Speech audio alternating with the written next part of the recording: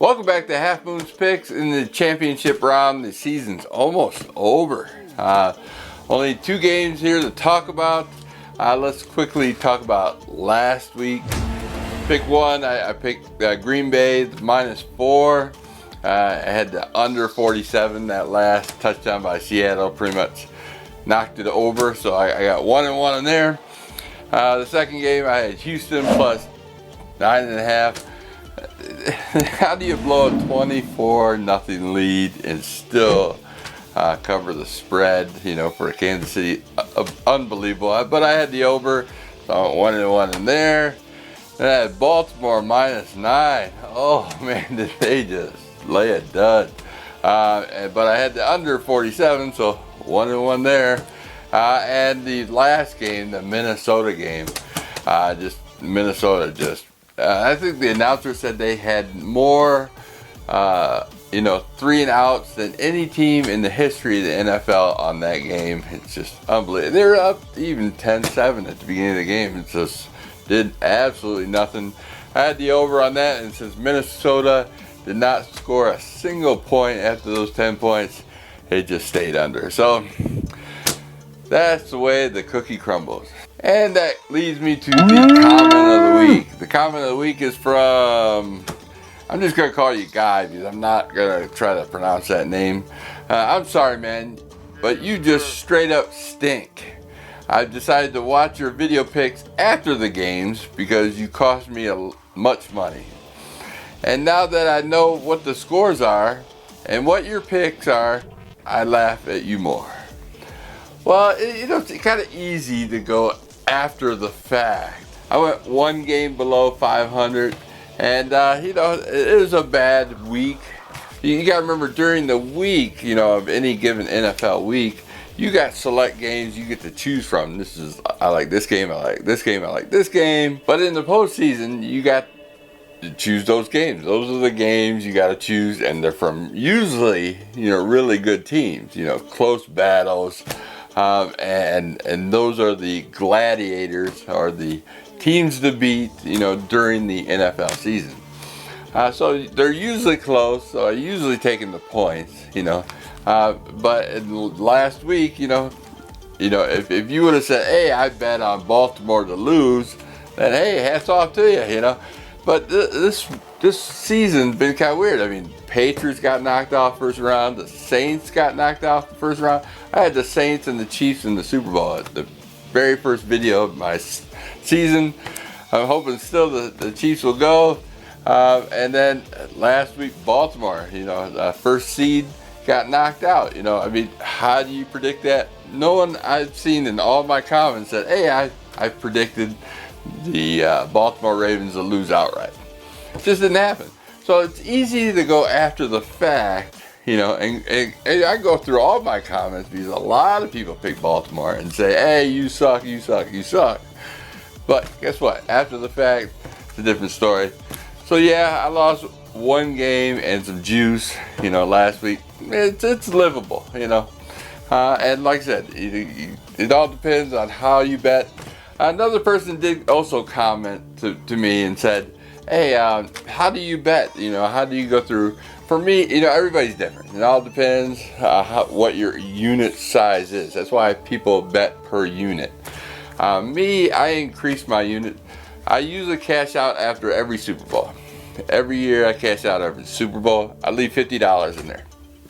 With that $50, I'll bet on NBA, throughout the season. And then I'll take those winnings, and I usually, do pretty good.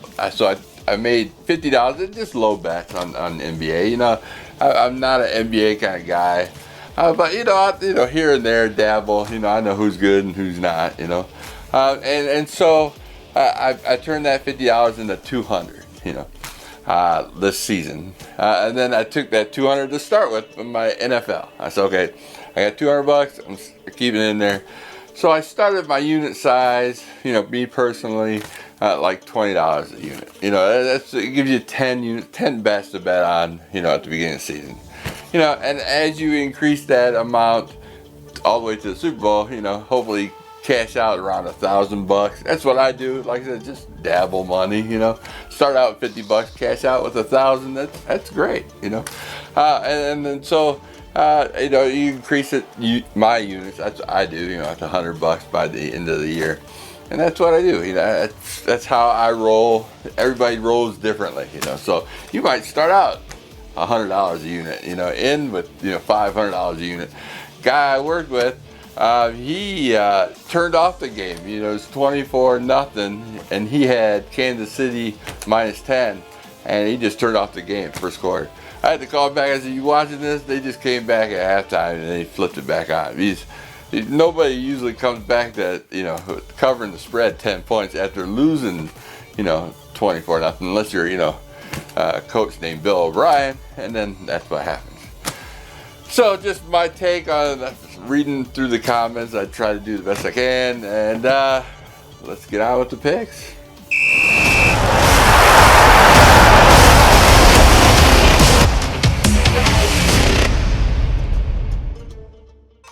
And my fourth pick of the week, we got the Tennessee Titans traveling to the Kansas City Chiefs. The Tennessee Titans are a 7.5-point road dog. And basically, I'm looking at this as my fourth and third pick. My third pick will be the under and over. Tennessee Titans, they beat the Patriots first round. They beat the Baltimore Ravens in the second round. They're facing the top teams in the AFC here and beating them.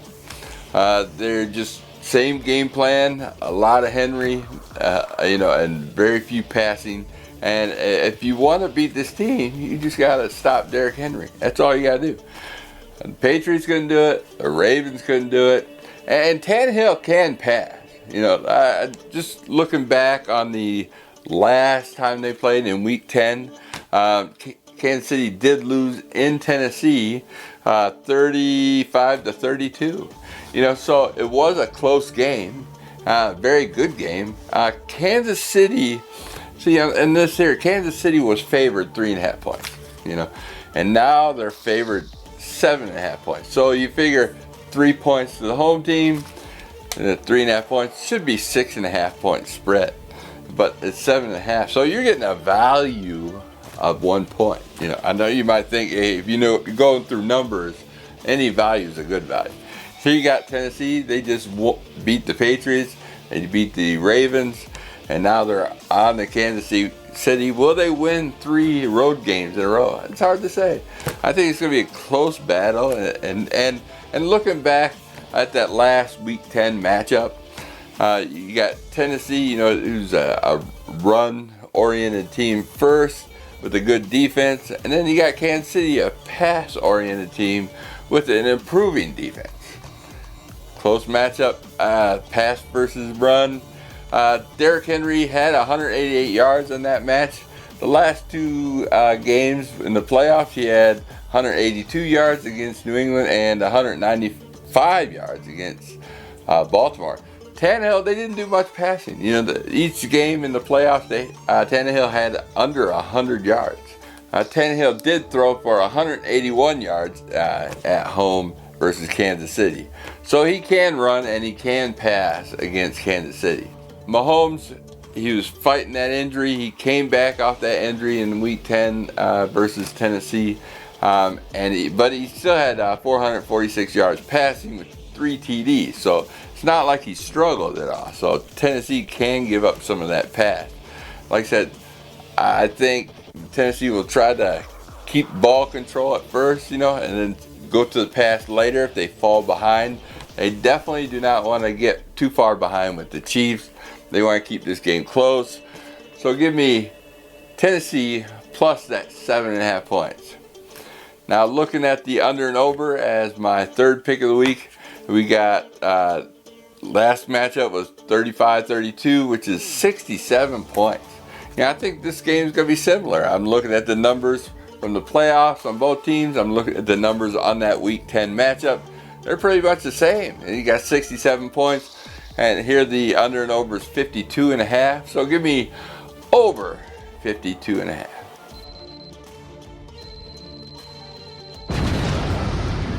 And my second pick of the week and my first pick of the week, we got the Green Bay Packers traveling to the San Francisco 49ers. The San Francisco 49ers are 7.5-point favorites. And looking at this, these teams did match up in week 12. It was a blowout. San Francisco did win 37-8, which gives you a total of 45 points. The points spread right now, like I said, 7.5 points. The under and over is at 45, and that's where they got this matchup here. 37-8 is 45. Looking at that week 12 matchup, Rodgers fumbled the ball, on first possession, pretty much gave a touchdown to San Francisco. They did like 2 plays, and then in the end zone, it was on their own like 5-yard line, something like that. And Green Bay wasn't physical. They didn't execute well. They were outcoached and outplayed through all facets of the game. Green Bay was 0-13 on third down conversions, and Rodgers was sacked 5 times. So it was pretty much a domination game. Last week, San Francisco, you say, they dominated the Vikings. The defense did, but the Vikings, I think they dominated themselves. Granted, I think the 49ers did play well in that game, but the Vikings, at the end of the game, for instance, at the end of the game, that Vikings game, Vikings were, just struggling to even get a first down. San Francisco, had the game at hand. They just put in all their second string on the defense. All the second string. Whoever that hadn't played that game, threw them in there. And the Vikings still could not get a first down. I mean, either San Francisco has that many levels of great defense, or the Vikings just sucked. Either way, I still give credit mostly as the San Francisco has a great defense. They showed it here in the Packers game. They showed it with the Vikings game, and looking at Green Bay side this year, they lost in San Francisco. They lost in San Diego. Well, it was LA, I always say San Diego. They lost in LA. And then even if you go back to the preseason, they lost in Oakland. So they're 0-3 in my eyes. And that was the last preseason game, I believe it was. So they 0-3 in California. They cannot play in California. You're like, why can't they play in California? They got a lot of players that are from California. Remember, he had that speech. Aaron Rodgers did a little bit of a humble pie. They stayed out late, visited friends and family. Mingled. They're from California. Even Devontae Adams is from California. Aaron Rodgers is from California. A lot of their players are from California, and so then they came in and just played miserable. They played miserable in LA, played miserable in San Francisco, and in Oakland. Just ugly.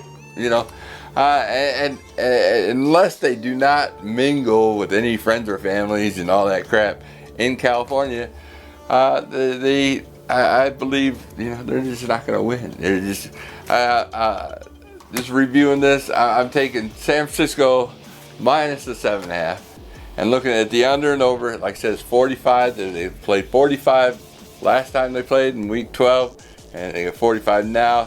That makes me believe I'm going to go over 45, as I'm going to hope Green Bay makes less mistakes, like fumbling on their own 5-yard line, and maybe get some third down conversions going on. 0-13 has to be better than that, don't they? And score a little bit more, knock it over the 45. So give me San Francisco minus 7.5 and over 45.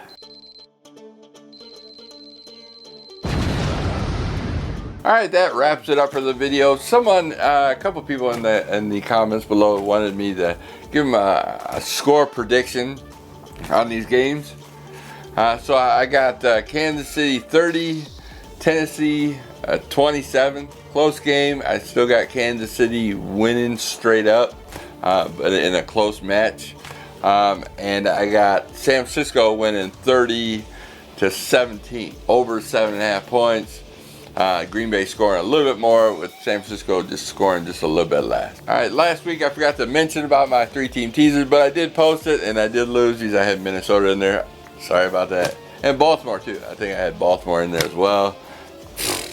what can they do, man? You can't win with the teaser. Basically, it's been in the playoffs is you pick the team and they win, spread or not. That's how it's been working. But my 3-team teaser, I'm picking Kansas City minus half a point, San Francisco minus a half a point.